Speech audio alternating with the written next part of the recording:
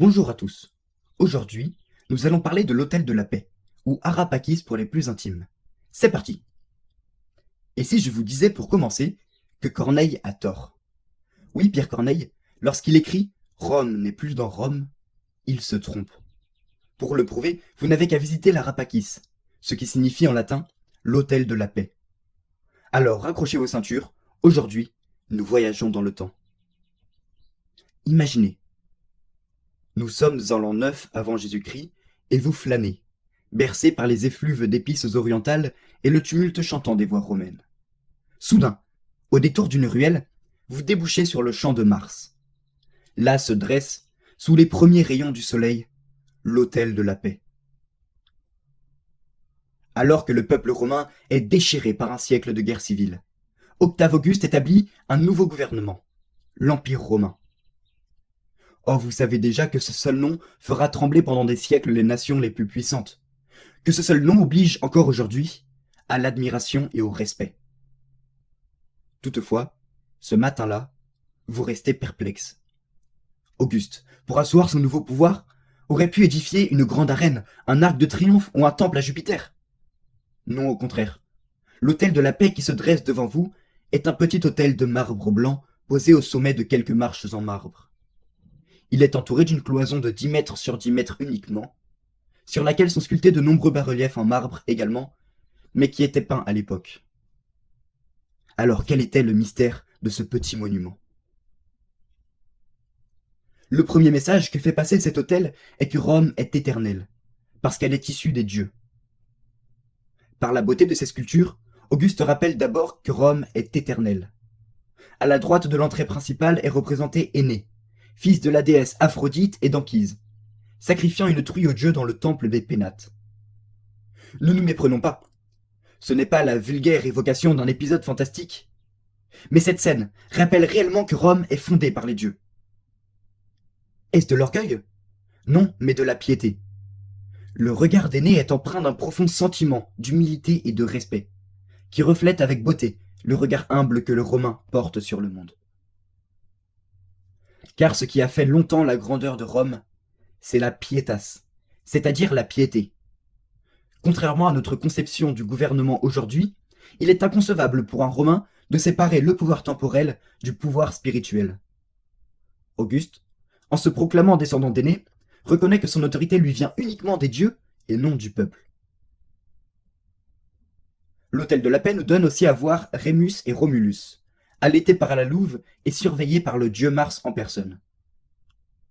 En les regardant, on est d'abord saisi par la simple beauté de cette scène, puis par un frisson de profonde consolation, car enfin, vous goûtez à l'union parfaite des dieux et des hommes et des animaux. Voilà la silencieuse évocation du cosmos, cette harmonie du monde spirituel et matériel, source de la grandeur de Rome. L'Hôtel de la Paix, comme son nom l'indique, est aussi l'éloge de ce qu'il y a eu de plus grand dans la civilisation romaine, la Pax Romana. Cette paix dura 2 siècles, de 27 après Jésus-Christ, lorsqu'Auguste déclare la fin des guerres civiles, à 180 après Jésus-Christ, lors de la mort de Marc Aurèle. Et c'est impressionnant de voir que ces 2 siècles sans guerre ont débuté moins de 20 ans après la construction de l'Hôtel de la Paix. Cet hôtel est plus qu'un simple monument de marbre, c'est l'âme même de la Pax Romana. L'Hôtel de la Paix nous montre qu'à Rome, la paix s'est faite d'abord par la revalorisation de la famille, l'institution fondatrice de toute société. Sur les murs est et ouest de l'hôtel, 2 frises représentent les hommes, les femmes et même les enfants de la dynastie augustéenne. Elles font écho aux lois promulguées par Auguste au même moment, qui conseillent le mariage et punissent l'adultère.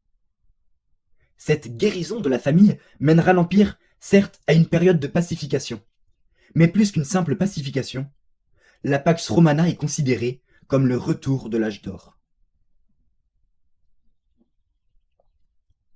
En effet, au même moment, le poète Virgile, contemporain et ami d'Auguste, annonce dans ses bucoliques le retour de l'âge d'or, ce mythe d'une période d'abondance et de paix dans le monde entier. Virgile, peut-être sous l'ordre d'Auguste, annonce que c'est Rome qui apporte cet âge d'or. Et il semble que cette idée est le fil directeur de la stratégie d'Auguste. En effet, l'Hôtel de la Paix est l'évocation parfaite de cette abondance. Lorsque vous regardez cet hôtel, votre œil est tout de suite attiré par la végétation luxuriante qui y est représentée. Ici, les feuilles de lierre se mêlent à l'acanthe fleurie. Là, une feuille de vigne fait de l'ombre à un crapaud accroupi.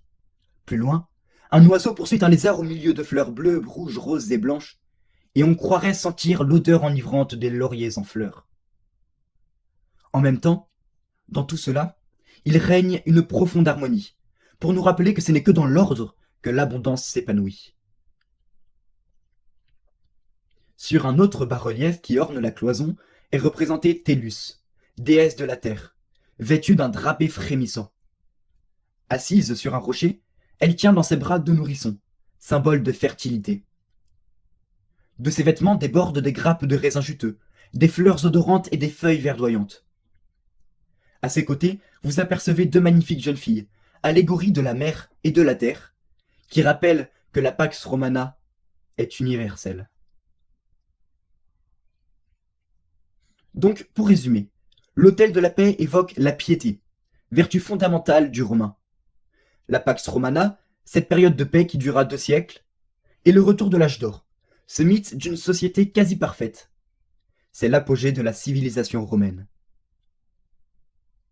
D'un point de vue politique, cette stratégie du premier empereur romain est une véritable révolution.